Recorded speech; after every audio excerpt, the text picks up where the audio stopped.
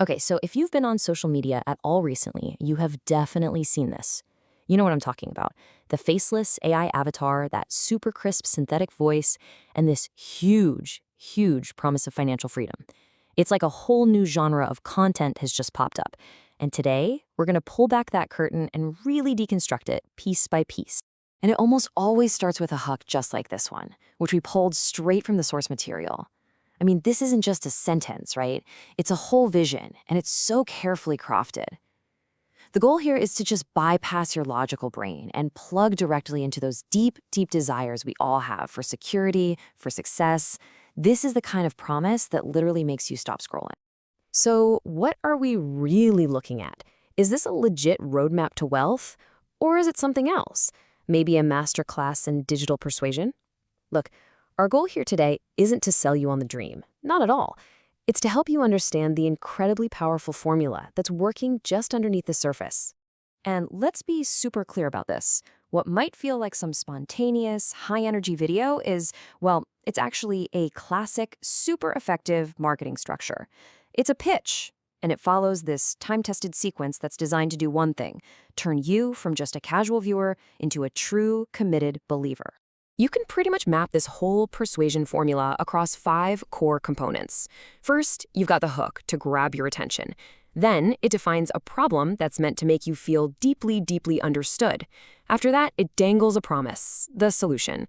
Then comes the proof, to make it all seem real and achievable. And finally, it hits you with a call to action to channel all that energy it just built up. So let's break down each of these steps. Now this move, it's just brilliant. Why? Because it immediately validates whatever struggles you, the viewer, might be having. It's basically saying, hey, I see you. I get why you failed before, and guess what? It's not totally your fault. By calling out these super common pain points like shiny object syndrome and blaming it all on our wrong mindset, it frames the problem in a way that feels totally solvable. And right on cue, this comprehensive system is presented as the perfect antidote.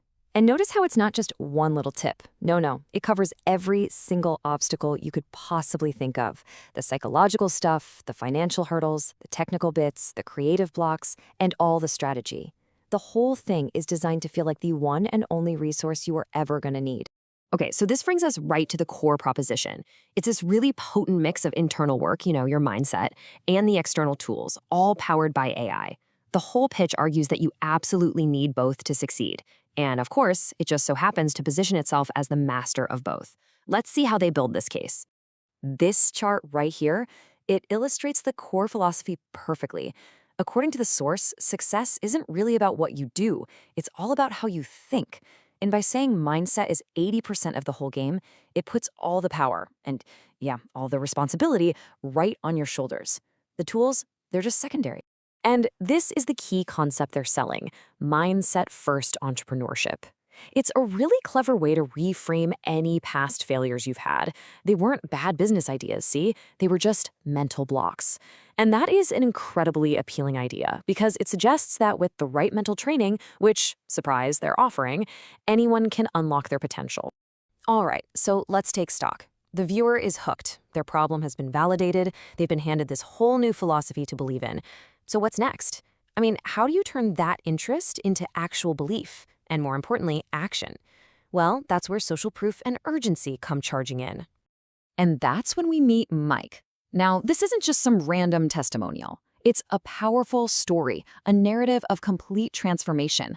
It starts from a place that's super relatable, a standard corporate salary, and takes you to this incredible, aspirational endpoint. The whole story is designed to plant one thought in your head. Hey, if Mike can do it, why can't I? The timeline they present is so critical because it's all about one thing: speed. Hitting 15K in commissions by week 3, I mean, that's not just impressive, it's a direct assault on the years of struggle that most entrepreneurs face. It's a promise of fast, life-changing results. And then we get Sarah. So why a second case study? Well, it's all about showing breadth. Mike was doing the agency thing. Sarah is a teacher who's now creating digital courses. This is a signal. It's meant to show you that this system isn't just a one-trick pony. Nope, it's a universal formula that can work for anyone in any industry.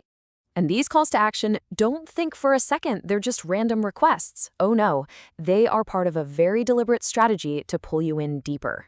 When they ask you to subscribe, they're building a daily habit. When they ask you to comment, they're getting you to make a public commitment. Saving the video, that turns it into a roadmap in their mind. Every single click is designed to draw you further into their world. And finally, they hit you with urgency.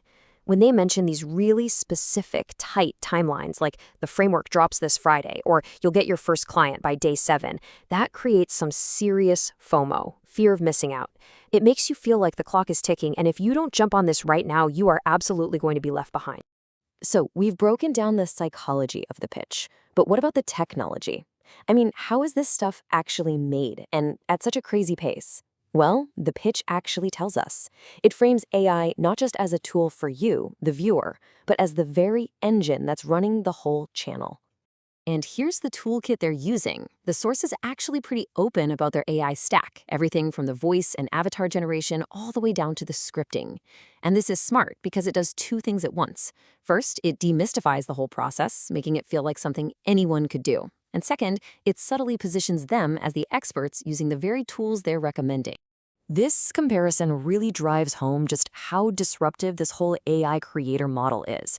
It just completely removes all the old barriers, right? You don't have to be on camera, you don't need expensive gear, you don't need these long production cycles. The whole focus shifts away from needing one charismatic personality to just rapidly and scalably delivering what feels like value.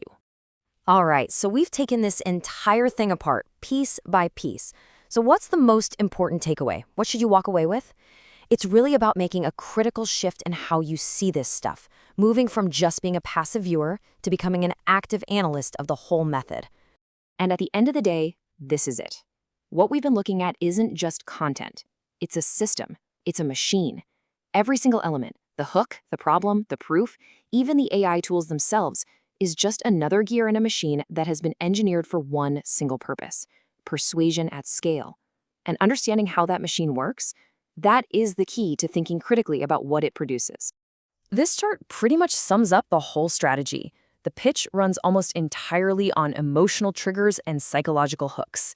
Meanwhile, the actual, verifiable technical details, they're kept intentionally low. The real power of this formula isn't in the data it gives you, but in how it makes you feel. And all of this leaves us with a final, really crucial question to think about. As the AI tools that automate persuasion become available to pretty much everyone, what's our role as critical thinkers? Well, it means our ability to deconstruct, to analyze, to see the formula working behind the facade. That skill becomes more important than it has ever been before.